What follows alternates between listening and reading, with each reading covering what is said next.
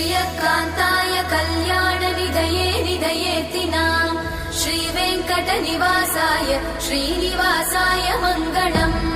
लक्ष्मी सविभ्रमालोकसुभ्रूविभ्रमचक्षुषे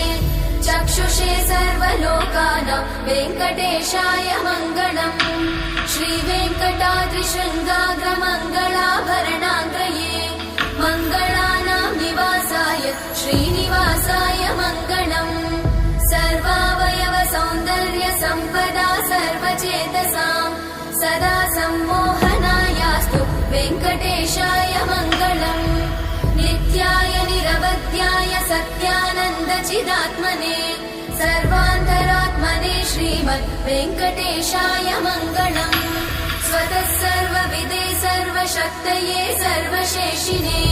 सुलभाय सुशीलाय वेङ्कटेशाय मङ्गलम्